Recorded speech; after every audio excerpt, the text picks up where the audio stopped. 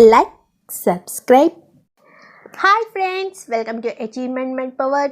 आज का हमारा सेशन बहुत ही इंटरेस्टिंग होने वाला है। क्यों पता है?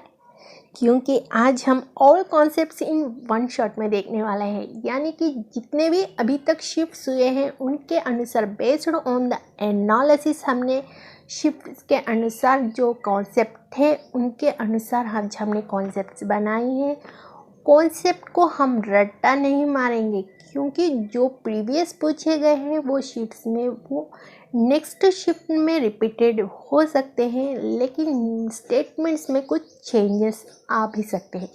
तो उन कॉन्सेप्ट्स को हम समझेंगे, रट्टा नहीं मारेंगे कि प्रीवियस जो पूछा गया है सिर्फ वही क्वेश्चन वहाँ दिखाई देगा तो हम आंसर करेंगे। ऐसा नहीं है हमारी स्टडी।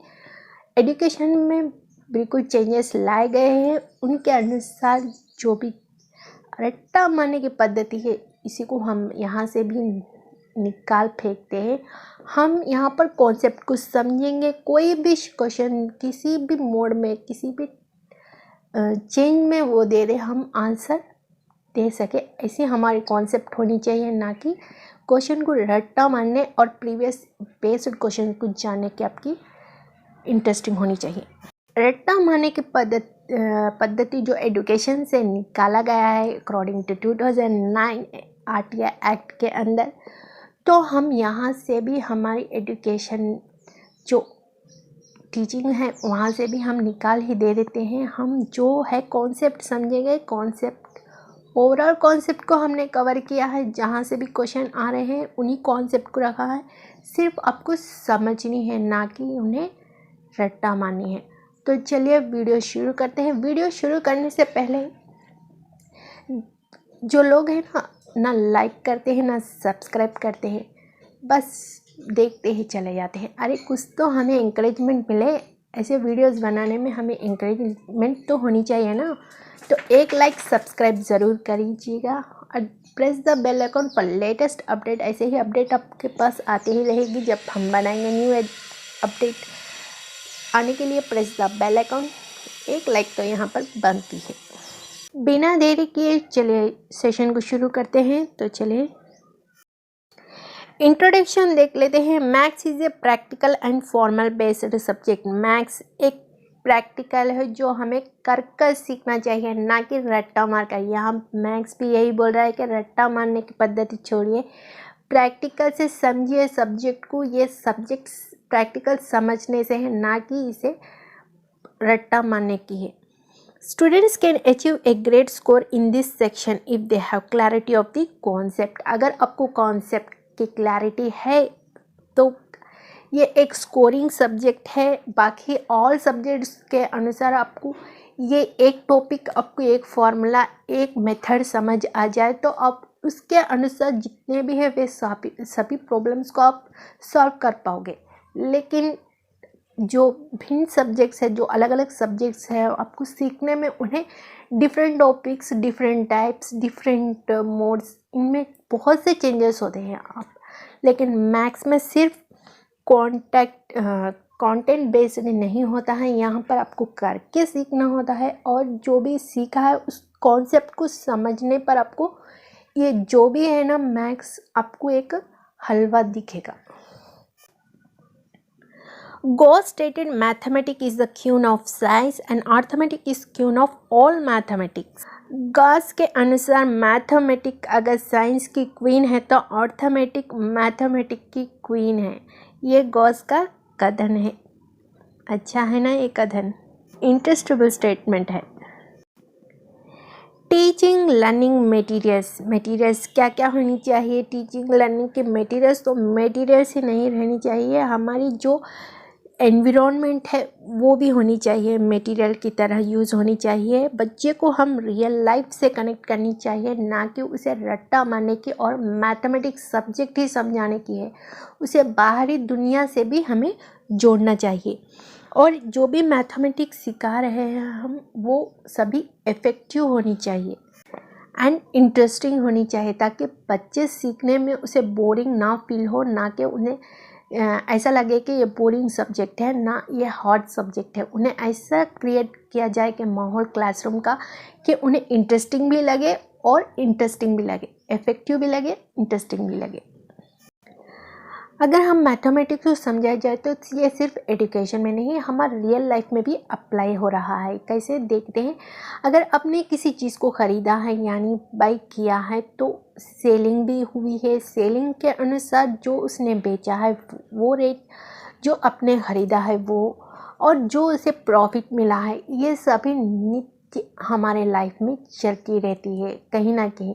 यहाँ पर शॉपकीपर ने ये सब्जेक्ट को सीखा नहीं है बल्कि कॉन्सेप्ट को समझा है कि पद्धति को उसने अप्लाई किया है रियल लाइफ में, ना कि उसने टेक्स्ट बुक तक ही सीमित किया। मैथमेटिक्स का भी यही नॉलेज है कि उसे बुक तक ही सीमित ना किया जाए, कि उसे बाहरी दुनिया से भी जोड़ा जाए, जो उसकी थिंकिंग है वो भी उसकी लॉजिकल हो, ना कि कंट्रोलिंग वे में हो, सिर्फ मैनुअल कॉग्निटिव डेवलपमेंट ना हो, उसमें लॉजिकल रीजनिंग थिंकिंग भी डेवलप हो। और रियल लाइफ में भी अपनी लॉजिकल थिंकिंग, जो मैथमेटिशियन वो सिर्फ मैथ्स ना पढ़े, मैथमेटिशियन बने, यानी कि उसके जो थिंकिंग पावर है ना वो भी मैथमेटिशियन के जैसा काम करे, जो भी वो सोचे उसमें मैथ्स रहे, तो तब उसे कहते हैं mathematician. Next structure of mathematics का स्ट्रक्चर के अंडर आपको algebra, geometry, trigonometry, logical thinking, arithmetic, इन सभी से बना होता है मैथमेटिक्स। जॉर्ज पोलियर के स्कूल में मैथमेटिक्स सिखाने की, टीचिंग करने के मुख्य 2 उद्देश्य होते हैं। एक नैरो एम जो संकोचित है, एक ब्रॉड एम जो व्यापक है। 2 उद्देश्य होते हैं। नैरो एम्स के अंडर बच्चे को बेसिक कैलकुलेशन सिखाया जाए, डेवलपमेंट की जाए, ताकि वो रियल लाइफ में उसे अप्लाई कर पाए, और न्यूमेरिकल ऑपरेशंस भी सिखाए जाए, ताकि वो रियल लाइफ में जब भी शॉप्स या मेजरमेंट फ्रैक्शंस जो भी हो वो कर पाए, परसेंटेज निकाल पाए, ऐसी उसकी डेवलपमेंट किया जाए। बच्चे की डेवलपमेंट ऐसी हो कि नेक्स्ट जब वो स्कूल से आउटसाइड जाए तो वो कैलकुलेशन उसे अप्लीकेबल हो, वो एम्प्लॉयमेंट के तौर पर उसे यूज़ हो। यहाँ पर नैरो में हम उसे सिखाते हैं कि बेसिक लेवल ऑफ नॉलेज उसके पास होनी चाहिए। ब्रॉड एम में ये होता है कि बच्चा थिंक मैथमेटिकली, बच्चे की सोच मैथमेटिकली हो जाती है, ताकि क्योंकि वो एब्स्ट्रैक्ट थिंकिंग कर पाता है, यहाँ पर लॉजिकल थिंकिंग से डिसीजंस ले पाता है, एब्स्ट्रैक्ट थिंकिंग कर पाता है। कोई भी अंधविश्वास को नहीं मानता जब तक वो उसे प्रूफ नहीं करता, यानी कि आपने बोल दिया 2 × 2 = 8, ऐसे तो वो नहीं मानेगा। 2 × 2 टेबल सीखेगा, 2 × 2 प्लेस करेगा, ऐसे करके वो भी लाइफ पे विश्वास करेगा, ना कि जो आपने बताई है उस पर वो ट्रस्ट करेगा। ऐसी उसकी ब्रॉड थिंकिंग हो जाएगी, वो खुद सॉल्यूशन, प्रॉब्लम का सॉल्यूशन निकाल पाएगा। जो भी वो मैथमेटिक्स सोचता है वो क्लासरूम तक ही नहीं, यानी कि उसकी सोच में जो मैथमेटिशियन आ जाती है, उसकी लॉजिकल थिंकिंग में भी चेंज आती है, उसके इमेजिनेशन, लॉजिकल जो कैलकुलेशंस करता है वो अमृत सोच उसमें डेवलप हो जाएगी। ये ब्रॉड के अंदर आता है। नैरो एंड ब्रॉड में आपके यही डिफरेंसेस है कि नैरो में आपको उसके बेसिक लेवल ही सिखाया जाए जो रियल लाइफ में उसे यूज़ हो। ब्रॉड में आप उसकी चेंजिंग, उसकी थिंकिंग पावर को उसे पूरा मैथमेटिशियन तैयार कर देते हो, यानी कि उसकी थिंकिंग, जो लॉजिकल थिंकिंग होती है, उसकी एब्स्ट्रैक्ट थिंकिंग होती है, प्रॉब्लम सॉल्विंग होती है, ये सभी उसकी मैथमेटिक के अनुसार मैथमेटिक थिंकिंग होती है। यहाँ पर उसे वो जो भी अंधविश्वास है उस पर बिलीव नहीं करेगा, और जो सही है उसी को तर्क करेगा, उसी को मानेगा। इसे पूर्ण ब्रॉड थिंकिंग, ब्रॉड एम कहते हैं। ब्लूम टैक्सोनॉमी पर यहाँ पर इन्होंने 3 डोमेन्स बताई हैं, cognitive domain, next affective domain, third psychomotor domain. इसकी सेशन हमें ऑलरेडी अपलोड कर चुके हैं, अगर आपको विस्तार में जाननी है तो आप इन हमारी प्लेलिस्ट से इसे देख लीजिए एक बार। हमने एक ट्रिक भी बताई है इसके अंदर के 3H फार्मूला के अंदर, हेड जो कॉग्निटिव को रिलेट करता है, अफेक्टिव जो आपके हार्ट को रिलेट करता है, साइकोमीटर जो आपके हैंड को रिलेट करता है। 3 हेड से हम यहाँ पर ने याद किया था। कॉग्निटिव वो है जो मेंटली जो थिंकिंग पावर को रिलेट करता है। एफर्टिव के अंडर आपका इमोशनल फीलिंग्स, ये सभी एफर्टिव के अंडर आता है। साइकोमीटर के अंदर आपके जो भी स्किल्स है, जो भी आप कर रहे हो करोगे, ये सभी साइकोमीटर के अंडर, साइकोमोटर के अंदर आता है। Cognitive domain involves the development of our mental skill and acquisition of knowledge. Cognitive domain के अंदर हम ये इन्वॉल्व है कि हमारी डेवलपमेंट जो स्किल्स है, जो मेंटली हमारी जो स्किल्स है, जो हमने नॉलेज गेन किया है, वे सभी कॉग्निटिव डोमेन डेवलपमेंट के अंदर आता है, डोमेन के अंदर आता है। नेक्स्ट है कॉग्निटिव डोमेन के कुछ स्टेप्स है, ये भी हम यहाँ पर। फर्स्ट है नॉलेज, जो रिमेंबर के रिलेट करता है। यहाँ पर स्टूडेंट रिकॉग्नाइज करता है, जो भी इंफॉर्मेशन है उसे रिकॉल करता है। आइडियाज़ एंड प्रिंसिपल्स जो भी है उन्हें सीखता है। जो भी इंफॉर्मेशन है जो वो रिकॉल कर रहा है अपने अप्लाई करने के लिए सिचुएशन को, उसे हम नॉलेज कहते हैं। नेक्स्ट है कॉम्प्रहेंशन, जिसे वर्ब फॉर्म में अंडरस्टैंड कहते हैं। कॉम्प्रहेंशन में स्टूडेंट ट्रांसलेट करता है, जो भी उसने सीखा है उसे ट्रांसलेट करता है, उसे कंपैरेबिलिटी करता है कि कौन सा सही है कौन सा गलत है, ये तर्क कर पाता है उन दोनों के बीच। इसे कॉम्प्रहेंशन अंडरस्टैंडिंग कहते हैं। वो बातों को समझेगा यहाँ पर। नेक्स्ट है एप्लीकेशन, जिसका वर्ब फॉर्म है अप्लाई।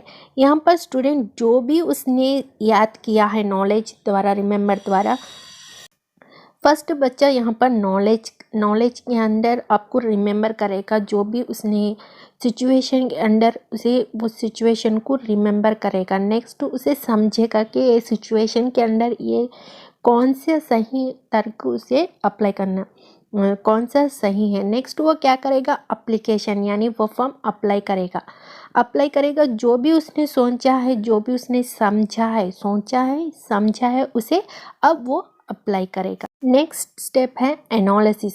यहाँ पर एनालाइज करेगा जो भी उसने सोचा है, जो भी उसने समझा है, अंडरस्टैंडिंग की है, जो भी उसने अप्लाई किया है, क्या वो सही है इस सॉल्यूशन के लिए, इस प्रॉब्लम के लिए, वो यहाँ पर एनालिसिस करेगा। जो नेक्स्ट है एवैल्यूएट, जो भी वो समझा है, एनालिसिस किया है, अब वो जजिंग करके उन आइडियाज़ को अप्लाई करेगा और प्रॉब्लम सॉल्यूशन करेगा।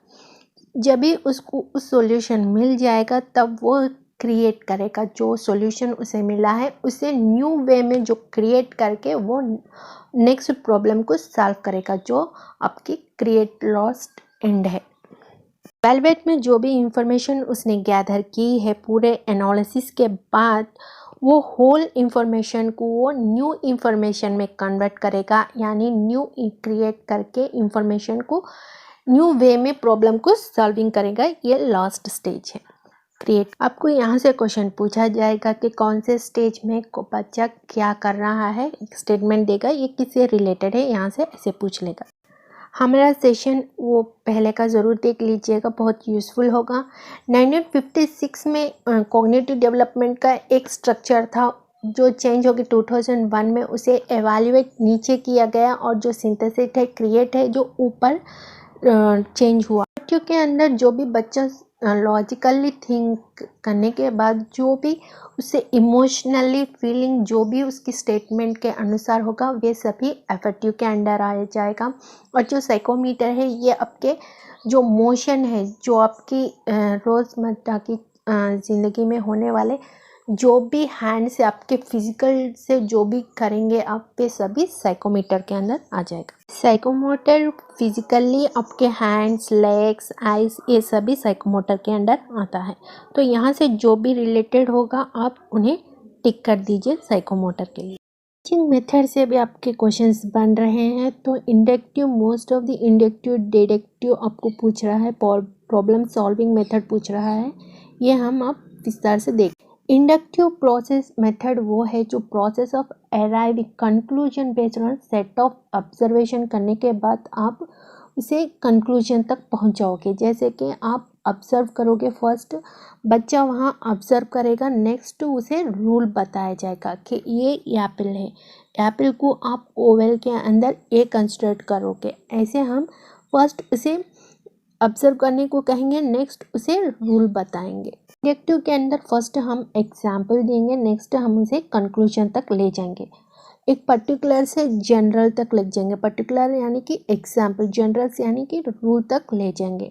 कॉन्क्रीट से एब्स्ट्रैक्ट तक जाएगा, नाउन से जो उसने जाना है वहाँ से अननोन तक हम ले जाएंगे।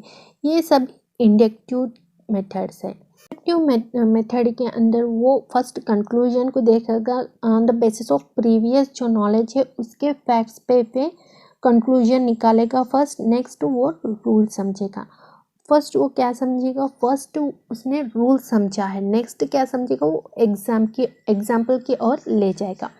फर्स्ट जनरल से उसे पर्टिकुलर की ओर ले जाएगा, एब्स्ट्रैक्ट से कॉन्क्रीट की ओर ले जाएगा, कॉन्सेप्ट से एग्जाम्पल की ओर लेके जाएगा। ये इसे डिडक्टिव मेथड कहते हैं, जो इंडक्टिव मेथड के क्वाइट ऑपोजिट है। एनालिसिस मेथड के अंदर फर्स्ट पार्ट्स बताया जाएगा, नेक्स्ट प्रॉब्लम दिया जाएगा, यानी कि फर्स्ट उसे एडिशन, सब्ट्रैक्शंस, मल्टीप्लिकेशंस बताया जाएगा, उसके आफ्टर ही प्रॉब्लम दिया जाएगा जो उनके बेस पर सॉल्व करनी है। तो फर्स्ट यहाँ पर पार्ट्स जो अननोन है उन्हें सिखाया जाएगा, नेक्स्ट उसे नोन की ओर लेके जाएगा, जो भी वो जानता है वहाँ पर लेके जाएगा। सिंथेसिस क्वाइट ऑपोजिट है एनालिसिस के। यहाँ पर फर्स्ट प्रॉब्लम दिया जाएगा, नेक्स्ट प्रॉब्लम को पार्ट्स ब्रेक करके इन्हें समझाया जाएगा। सिंथेसिस में, एनालिसिस में आप फर्स्ट जो नाउन है जो बच्चा जानता है उसे पार्ट्स करके समझाएंगे, जो नाउन अननोन है वहाँ पर आप प्रॉब्लम देंगे। लेकिन सिंथेसिस में आप फर्स्ट जो अननोन है प्रॉब्लम देंगे, नेक्स्ट उसे जो वो जानता है जो नाउन है वहाँ तक लेके जाएंगे। ये टीचिंग की मेथड है इन सिंथेसिस एंड एनालिसिस के अंदर। ह्यूरिस्टिक मेथड के अंदर उसका दूसरा नाम है आई डिस्कवर भी कहते हैं, क्योंकि यहाँ पर बच्चा खुद से सॉल्व करेगा प्रॉब्लम को, जो भी उसने सीखा है, जो भी समझा है अभी तक उसने वो प्रॉब्लम को कैसे सॉल्व करना है ये सभी वो जान लेगा। नेक्स्ट वो खुद अपनी ओर से न्यू प्रॉब्लम्स क्रिएट करेगा और उनका सॉल्यूशन निकालेगा। प्रॉब्लम सॉल्विंग मेथड भी सेम इसी तरह है। यहाँ पर हम प्रॉब्लम टीचर एक प्रॉब्लम देगी, नेक्स्ट बच्चा जो भी उसके पास इंफॉर्मेशन है वे सभी आइडियाज़ एंड इंफॉर्मेशन को गैदर करेगा, नेक्स्ट उसे अप्लाई करेगा, नेक्स्ट उसे टेस्टिंग करेगा कि ये प्रॉब्लम को ये सॉल्यूशन क्या सही है या नहीं, नेक्स्ट उसे पूरा क्रिएट करके एवेल्युएट करेगा। प्रॉब्लम सॉल्विंग मेथड में टीचर का वर्क आइडियल होता है, यहाँ स्टूडेंट एक्टिवली पार्टिसिपेट करके सॉल्यूशन निकालता है। नेक्स्ट हम टीचिंग लर्निंग मटेरियल देख लेते हैं। टीचिंग लर्निंग मटेरियल में फर्स्ट है जियो बोर्ड।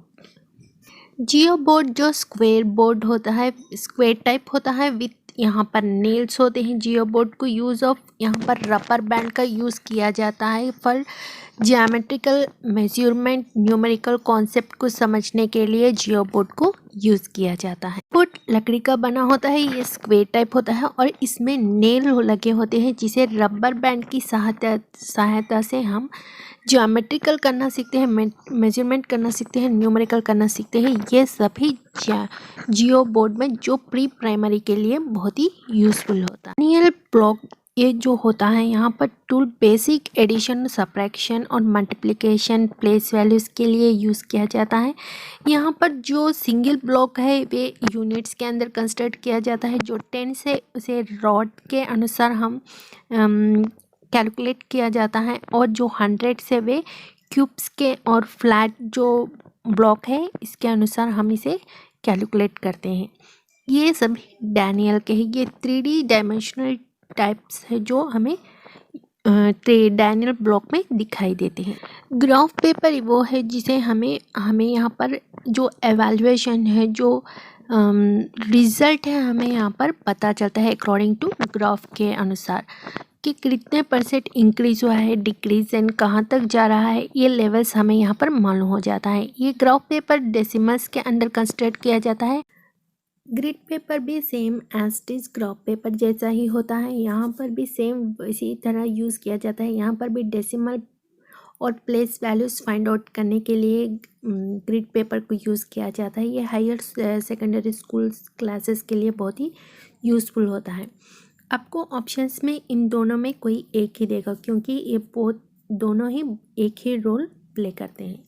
अगर आपको डेसिमल्स में पूछा जाए तो ग्राफ पेपर, ग्रिड पेपर ही आप आंसर लगाएंगे। नेक्स्ट जो सेकंड ट्रिक है, जो भी आप याद रख सकते हो यहाँ पर, ये हायर सेकेंडरी वालों को ही यहाँ पर कंसिडर किया जाता है, यानी प्राइमरी में इसे नहीं पूछा जाता। तो प्राइमरी पेपर 1 के लिए ये बहुत ही नॉट एग्जैक्टली यूज़फुल होगा।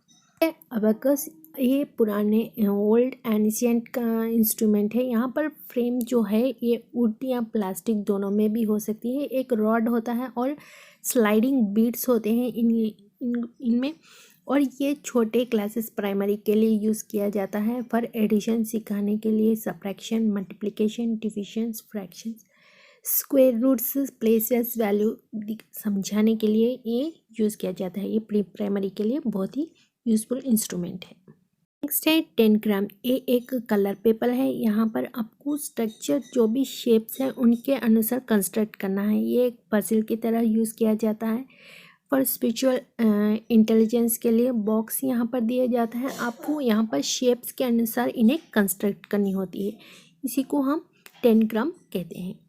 नेक्स्ट एंड लास्ट जो है डॉट। एक डॉट पेपर दिया जाएगा। डॉट में यहाँ पर पूरे पेपर में डॉट्स रहेंगे और इन डॉट्स के द्वारा हम ज्योमेट्रिकल शेप्स बनाना सीखेंगे। ज्योमेट्रिकल सर्कल्स, ट्रायंगल्स, रेक्टेंगल्स यहाँ पर सिखाया जाएगा with the help of dot papers. और इन डॉट से आप प्री प्राइमरी वालों को ये बहुत ही यूज़फुल इंस्ट्रूमेंट है। तो ये पेपर 1 के लिए बहुत ही पूछा जाने वाला प्रश्न है। वैन हिले द्वारा प्रस्तुत किया गया ये मॉडल भी हम देख लेते हैं। फर्स्ट है विजुअलाइजेशन। यहाँ पर शेप्स को बच्चे को दिखाया जाता है सिखाने के लिए। फर्स्ट बच्चे को वहाँ पर शेप्स का एक नॉलेज दिया जाता है। Next classes of shapes. Next आप उनमें क्लासेस दिखा सकते हैं कि ये ट्रायंगल है, ये शेप सर्किल कहलाता है, ये शेप स्क्वायर कहलाता है, ये शेप आपको रेक्टेंगल कहलाता है। ये हम यहाँ पर क्लासिफाइड करेंगे, क्लासेस को समझाएंगे शेप्स के द्वारा। जो उन्होंने विजुअलाइज देखा है उन्हें हम नेम देके यहाँ पर समझाएंगे। नेक्स्ट हमने शेप्स तो समझा लिए, शेप के नेम भी सिखा दिए। अब उनके प्रॉपर्टीज सिखाएंगे कि कौन से शेप्स के कौन से प्रॉपर्टीज है। स्क्वायर के 4 साइड्स और इक्वल, ऐसे हम उनके प्रॉपर्टीज़ के आधार पर शेप्स को समझाएंगे। शेप्स के आधार पर प्रॉपर्टी समझाएंगे। नेक्स्ट है डिडक्शन। यहाँ पर हम बच्चे को कंपैरेटिबिलिटी समझ आएगी कि कौन सा शेप की कौन सी प्रॉपर्टी है और कौन से क्या क्या डिफरेंसेस है इन दोनों में। ये पूरी समझ इसे डिडक्शन में आ जाएगी।